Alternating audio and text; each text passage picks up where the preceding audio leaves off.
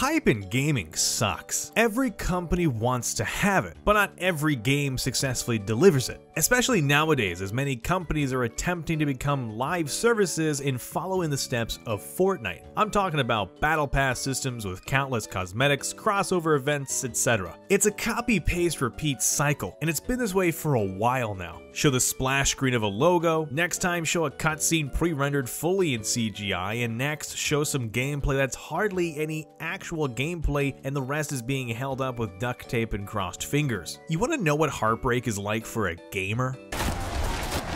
Yo, this game is looking pretty nice.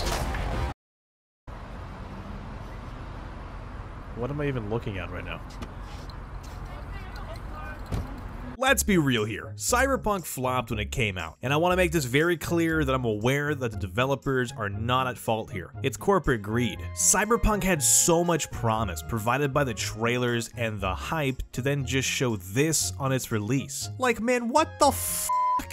How can any higher-ups go, yeah, let's greenlight this, pop out a CGI trailer, then let the devs fix our mess and call it a day? This has been happening constantly with gaming. But recently it's been happening far too often, and in tandem, the failed hype has been taking down some of gaming's greater franchises. For example, Halo and Saints Row. I love Halo, but has anyone even looked at what's been happening over there? The game is set to launch November 10th, 2020. The trailer we got back then was pretty rough to look at. I mean, the gameplay was there, but the delivery was nothing to write home about. 343 Industries, the company behind the game, got so much hate for what they had shown that Microsoft inevitably delayed the release by an entire year for November 15th, 2021. Once the game was released, they were still missing core functions and game modes. Two of the most notable were being able to play with a friend in story mode with either split-screen local play or online. Then the other game mode was Forge, which allows players to create their own maps and custom game modes to be played by other users. This launch for Halo was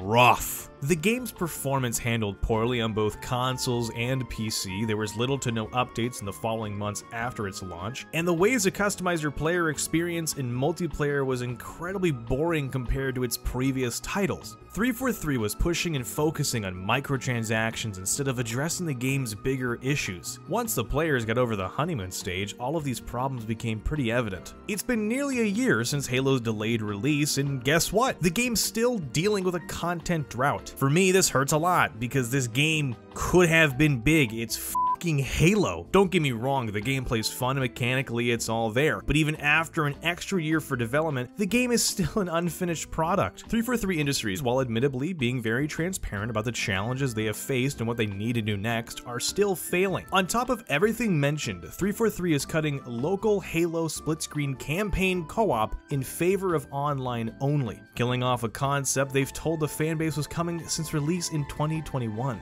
All of this hype, all of this build-up, all to just let us gamers down. Then you have Saints Row, a franchise that was blessed with fun gameplay, interesting stories, and its lovable characters. Saints Row 1, it's a good game. Saints Row 2, beautiful. The third, it's a little different, but I'm liking it. The fourth, that's still pretty good. Get Out of Hell, it's a fun little spin-off. Agents of Mayhem. Now we could probably go back to the basics. Fuck. Man, I can't even look at this game. Everything that built up to this moment felt off. Like, a good majority knew the game wasn't gonna be that fun, and I can see some gamers enjoying it if it's their first time experiencing the franchise. Listen, I'm not here to gatekeep what people enjoy, but when people heard that a Saints Row reboot was coming, they immediately imagined a game that took the series back to the slightly more grounded roots. Instead, they saw a reboot that retained the series' ridiculousness while shaving down some of the franchise's rougher tonal edges. Granted, the game's debut trailer wasn't great either, but that would certainly help explain why some of those initial reactions to the reboot were as passionate as they were. While Saints Row is far from the biggest AAA game I've played recently, it's still a very buggy game, sure to upset those who can't tolerate technical issues in video games. There's also the increasingly popular idea that some studios are becoming a little too comfortable with releasing what are sometimes seen as unfinished games. That idea is rarely fair to the efforts of the people making those games, but again, that's the environment this reboot is being released in.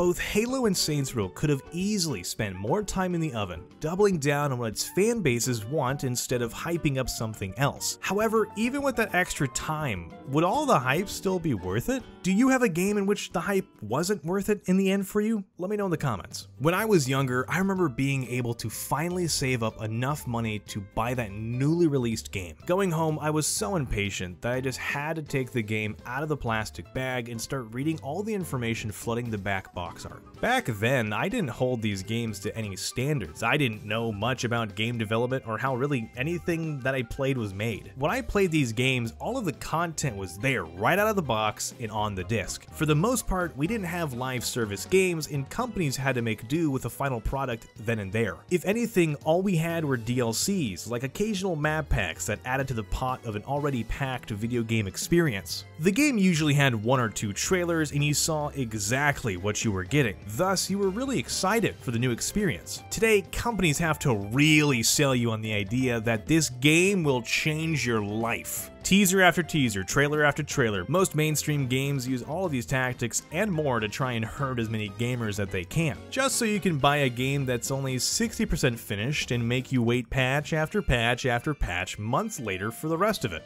Now, these examples are pretty harsh, and it really only applies to a couple of studios and genres of games. You don't really see many indie titles pulling this kind of shit. I love you, Stardew Valley. And of course, there are some companies that redeem themselves after hyping and lying to its consumers. No Man's Sky is a prime example of how to turn a once disaster into probably one of the most beautiful games to play today. Seriously, if you haven't played this since launch, please play it. And how could we forget one of the best games to come out this year that delivered on everything they said that they would, Elden Ring. Honestly, this game and its lead up towards release were so good that it'll probably be its own video. What we received with Elden Ring is a rarity in gaming. If and when we ever receive these releases again, we need to commend the developers and those leading the projects. Then talking about all of this makes me worried for recently announced games that have also been getting pretty hyped up. The upcoming Hogwarts Legacy game has conflicting opinions everywhere. On the surface, you have these wonderfully crafted trailers and gameplay overviews showcasing everything a Harry Potter fan would be excited for. But again, something in the back of my head is telling me not to believe everything being shown. Maybe it's a sixth sense of catching things that could be too good to be true.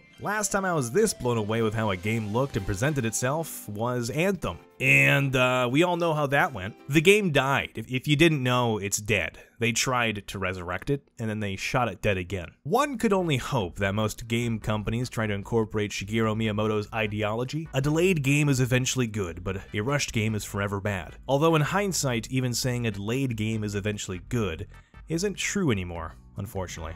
At the end of the day, what I'm trying to say is that today's hype for video games just kind of sucks now. It's not what it used to be. We unfortunately have studios underneath the boot of corporate greed pushing out impossible due dates more than we ever had before. And this involves the developers going into a crunch mode, releasing an unfinished product that really only pleases its shareholders and not the fan base. All of this hype just to be disappointed. I'm not really sure how we can stop this. I just hope that this starts to change and turn around somehow, especially for the developers who have to deal with all the backlash. No one wants to see these once beloved franchises crumble and fall, all because they forced release and wrongly hyped up thousands, if not millions of gamers. Anyways, do you like grenades in video games? You don't? Well, go watch my last video and learn how you can enjoy them. Bye!